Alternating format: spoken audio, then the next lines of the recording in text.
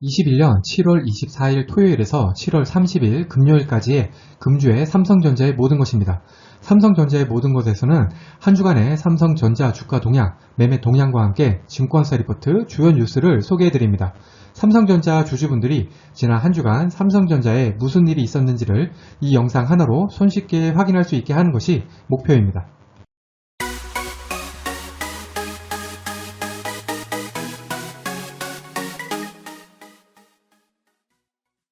구독, 좋아요, 알림 설정은 저에게 큰 힘이 됩니다. 먼저 주가 동향입니다. 월요일 시가가 79,400원, 금요일 종가는 78,500원으로 한 주간 주가는 1.33% 하락했습니다.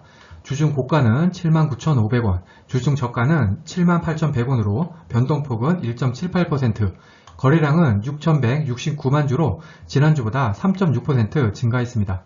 지난주와 비교하면 주가 변동폭이나 거래량 모두 변화 없이 그대로인데 주가만 서서히 하락하고 있는 추세임을 알 수가 있죠. 이 정도면은 대세 하락 구간에 접어들었다고 해야 할까요?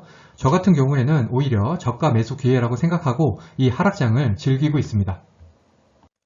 매매 동향을 보시면 기관이 34만 주 매도, 외국인이 995만 주 매도, 그리고 개인이 1029만 주 매수를 했습니다. 지난주에 이어서 외국인들은 강한 매도세를 이어가고 있습니다. 쉽사리 매수세로 바뀔 것 같진 않네요. 이번 주 삼성전자 관련된 증권사 리포트는 7월 30일 IBK 투자증권의 3분기까지 반도체가 성장 주도라는 리포트를 살펴보겠습니다. 이 리포트에서는 삼성전자 3분기 사업부별 업황이 차별화될 것으로 추정을 하고 있는데요. 우선 반도체 같은 경우에는 D램 가격 상승세가 지속이 되고 빗 그로스 성장세가 지속될 것으로 예상을 하고 있습니다. 여기서 빗 그로스라는 것은 메모리 반도체 전체 성장률을 말합니다. 디스플레이 같은 경우에는 올레드 물량이 본격화되면서 수익성도 크게 개선될 것으로 전망을 했네요. IM 부분 같은 경우에는 부품 수급하고 생산 라인 변수 때문에 수익성이 2분기 대비해서 부진할 것으로 예상을 하고 있습니다. 하지만 폴더블 관련 물량에서 긍정적인 변수도 있다고 판단을 했네요. 전체적으로 21년 3분기는 반도체는 맑음, 디스플레이도 맑음, IM은 구름 해로 전망을 하고 있습니다.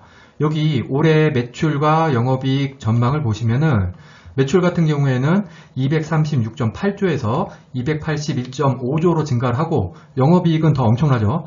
36조에서 54.5조로 크게 증가할 것으로 전망하고 있습니다. 매출과 영업이익 모두 올해 큰 폭으로 성장을 하는데 주가는 그대로니까 좀 답답하기는 하네요. 최근 한 달간 총 19건의 증권사 목표 주가가 나왔는데요. 최고가는 한국투자증권의 11만 5천원, 최저가는 하이투자증권의 9만 4천원입니다. 상향, 하향 의견 없이 유지만 19건이고요. 증권사 평균 목표 주가는 10만 3,334원으로 금요일 종가 기준으로 31.6% 수익률입니다. 24일 토요일 뉴스는 매일경제의 삼성전자 주가 지금이 바닥, 반등하려면 해야 할 일은? 이라는 기사입니다. 이베스트 투자증권 염승환 이사와 인터뷰 기사인데요. 염블린님은 저도 굉장히 좋아합니다. 그분의 주식 시장에 대한 인사이트에 감탄할 때가 많죠.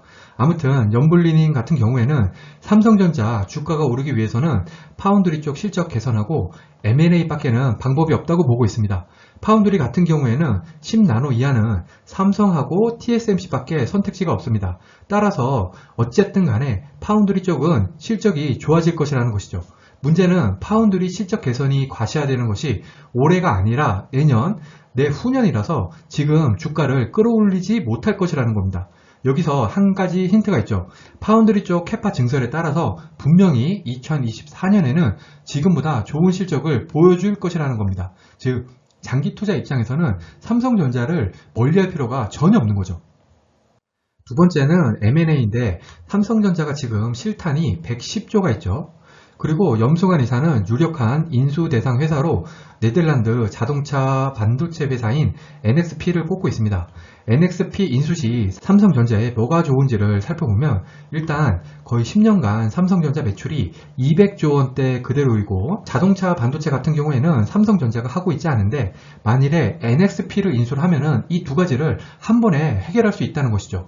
인수 금액도 40에서 50조 얘기가 나오니까 삼성전자가 충분히 인수할 만하죠. 그래서 결과적으로 지금이 삼성전자 주가가 바닥이라고 보고 있습니다. 문제는 오르기는 할 건데 언제 오르냐의 문제라고 하면서 인터뷰를 마무리하고 있습니다.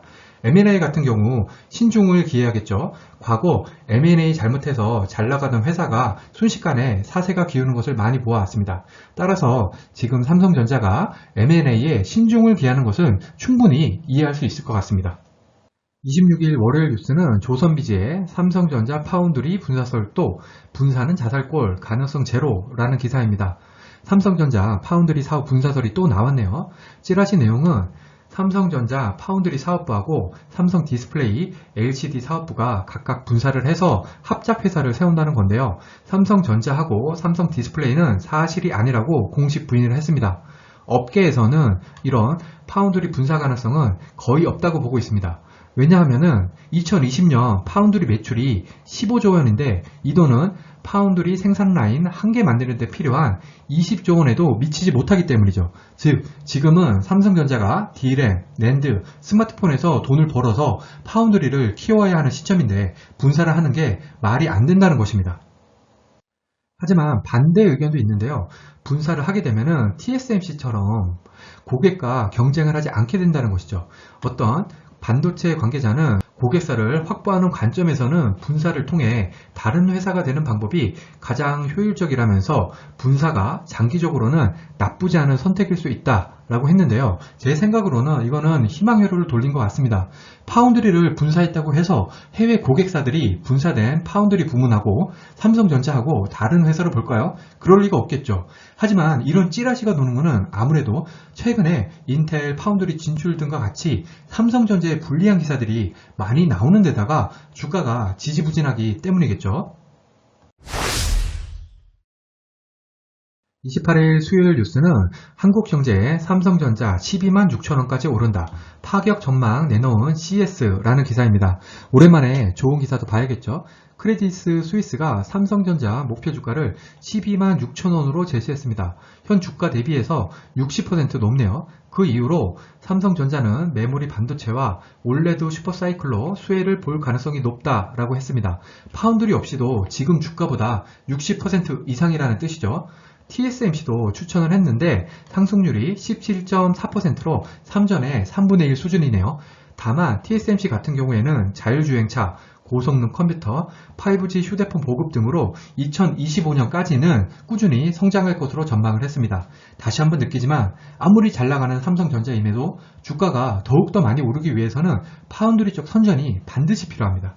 29일 목요일 뉴스는 연합뉴스의 삼성전자 주당 361원 분기 현금 배당 총 2조 4,522억 원이라는 기사입니다.